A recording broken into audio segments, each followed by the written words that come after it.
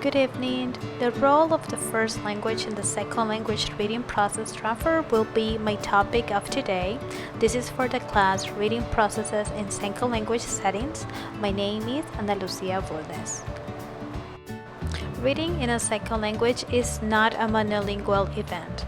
ESL readers have access to their first language as they read, and many use it as a strategy to help comprehend a second language text.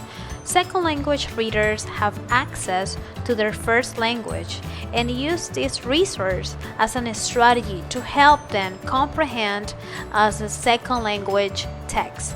This is the beginning of my introduction of this class. Now in this one, let's talk about the brain functions. Bilingual cognitive processing. When bilinguals are reading in their second language, they usually bring to the act a wealth of knowledge, strategies, and processes from their first language, and this influences the second language reading and having a cross-language transfer. So number one, we have bilingual people enjoy this advantage, and number two will be that they have enriched cognitive control. Sometimes we can ask what is the importance of the benefits of this. Well, the results demonstrate that students do benefit from the use of the first language in the classroom, transferring concepts from their mother tongue in the new language. So we can see that they use a lot of translation and they use two tongues to understand the text.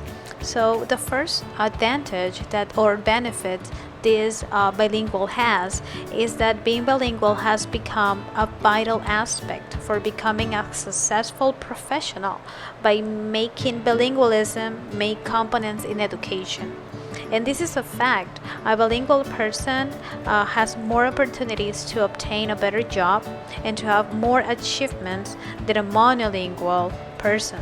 So the levels that we have in this two is that second language should increase. In fact, the more students are exposed to the new language, the easier they learn the target language.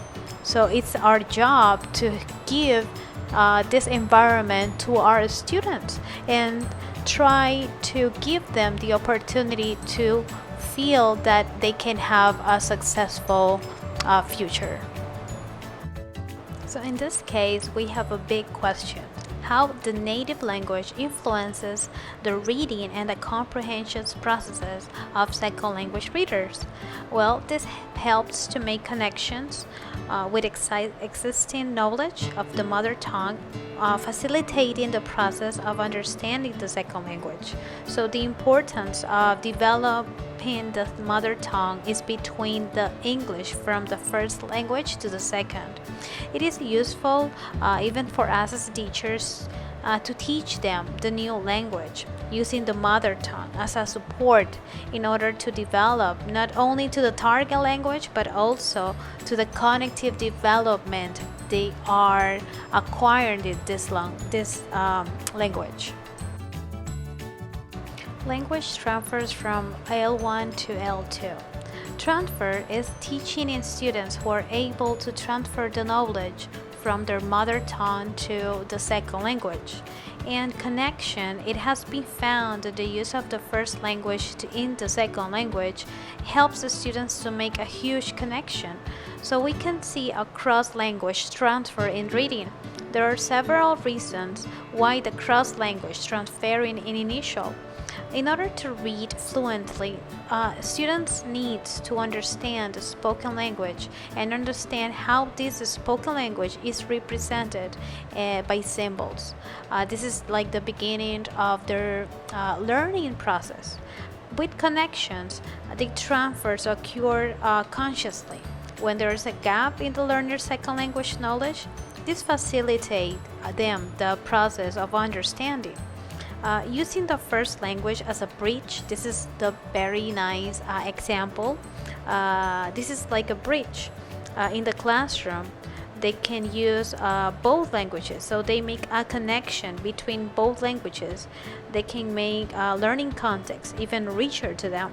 So they make a connection to the previous knowledge and build this path through going to the new language. So using the first language is like a bridge between previous and new knowledge. So here we go with one of the famous theories that we have, that is common theories.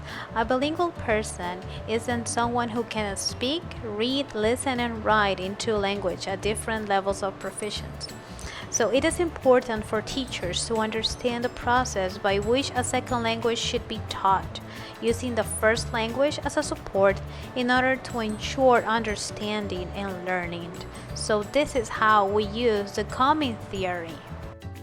But continue with common theory, we have the balance theory. So this is the analogy between the balloons and an iceberg.